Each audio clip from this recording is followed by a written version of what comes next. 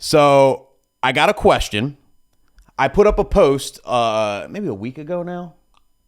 I forgot. It was on YouTube. I was saying, hey, what should I cover in videos? And I got this one question I thought was interesting, right? DJ Superman said techniques for getting the crowd on your side, right? And I thought this would be an interesting thing to talk about because there's a lot of situations, all DJs, as a DJ, you'll run into a lot of situations where you're kind of like, as soon as you walk in the room, the crowd's like, uh-oh. You know what I mean? Like, there's a lot of situations you could be in where the crowd kind of assumes, based on what you look like, how you're going to be. And, there's a lot of stereotypes. And most of them, honestly, are true if you think about it. But, like, you can't blame the crowd, right, for judging a book by its cover. But it's a tough situation to be in. It's something I dealt with most of my life as a young DJ. Because it could be a bunch of different things. For me personally, when I was coming up as a DJ, I started doing weddings when I was like 17. So I'm 17, 18. I still can't grow a beard. So you imagine me back then, right? Babyface McGee walking into a venue. And right away, so I'm up there, I'm doing intros, I'm doing this wedding, and I would always get looks from people looking at me like, oh my God, this kid, it's a child DJing this wedding. He doesn't know anything about music, right? And I could just tell, they knew this guy knows nothing about music. He's gonna suck, right? It could be, you could be a black DJ and you're doing a white wedding and everyone's like, oh my God, like, is he going to know white people music, or vice versa? It could be like, there's a million different situations where you walk into a gig and you're kind of already, like in a rough spot. So that's kind of how I took this question. Like, how do you win the crowd over and get them on your side?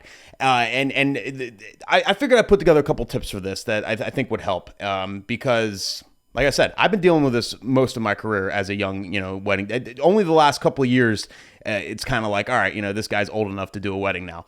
It literally like last 4 or 5 years. It's like right around when I stopped getting carded. It sucks. I'm like, damn, I must be getting old. People are like taking me seriously now. Like I literally would walk into every single ballroom unless they knew me, unless I'd been there before. And the staff treated me some type of way. The guests looked at me some type of way. It was just something I dealt with my whole life. So number one, biggest tip I can give you on this, number one, is prepare. You have to prepare for all the situations, especially if you're doing something that's out of the ordinary. If you're doing a particular kind of wedding, whatever. You want to be so prepped. When I was getting judged because I was young, it was because of music knowledge. He was a kid. He's just going to play whatever the new stuff is. He's not going to know any of the oldies, whatever. So that's where I developed all my crates. Like that's why I developed the crate. If you guys seen my crates and all that, like I have those crazy lists. I developed those because of that, because I was like, no matter what situation I'm in, no matter what people want to hear, no matter whatever the crowd is, I'm going to have a crate for that. I'm going to have all the bangers in a crate. Oh, you want freestyle? Bam. I got like 5 in a row, motherfucker. Like all the best shit. I just wanted to blow everybody's mind. Like, how does he even know this music? He wasn't around. Like, you know what I mean? Like, that's why I built my crate system. And then on top of that, just preparing for every gig I have in front of me meticulously with other crates, things, searching lists online and figuring out what songs like should work for this crowd, and then having a B list and all.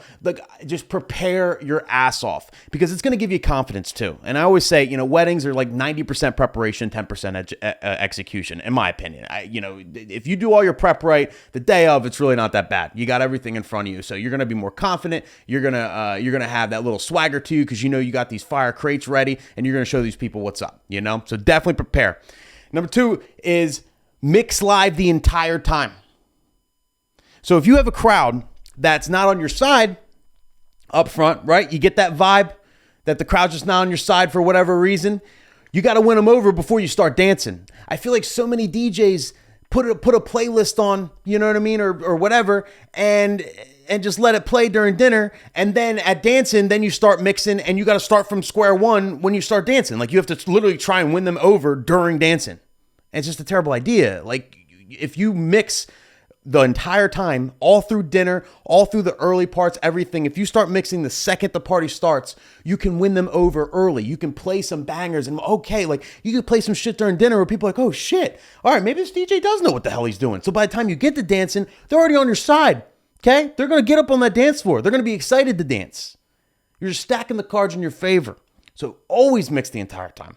Always, always, always, always. Especially in situations where you might have to try a little harder to win the crowd over, you know? And then I was thinking to myself, right? If you mix and you prepare, is there anything else? As long as you mix the whole time and you prepare well, what can mess it up? You know what I mean? Like, how could you fail? And the only other thing I can think of, right, when I was really trying to like reverse, I don't know, analyze this question and give you guys the best advice possible. The only other thing I can think of is just how well you mix. Like, if you prepare your ass off and you mix the entire time, the only way you fail is if you're a really bad mixer. You're just not good at it yet, So like, this is easier said than done, be a good mixer or whatever. It's like, oh, well, thanks, Nick. What great advice. Just practice. If if you don't already, you should be able to beat mix with your eyes closed, wasted, with one hand. You want to be super, super proficient at it. Very, very, very good at it. Your phrasing, the timing, how quick you mix, what parts of the song you play, your programming, all that is very, very, very, very, very important. So I couldn't not say that. I feel like if you can dominate all three of these things very well, you prepare your ass off, you mix the entire time, and you are very good at mixing, and you know what you're doing in that department, there's no way, there's not a single crowd that you can't handle. Literally not one crowd you can't handle. You will crush everything in your path. Okay? Those are my tips for that, people.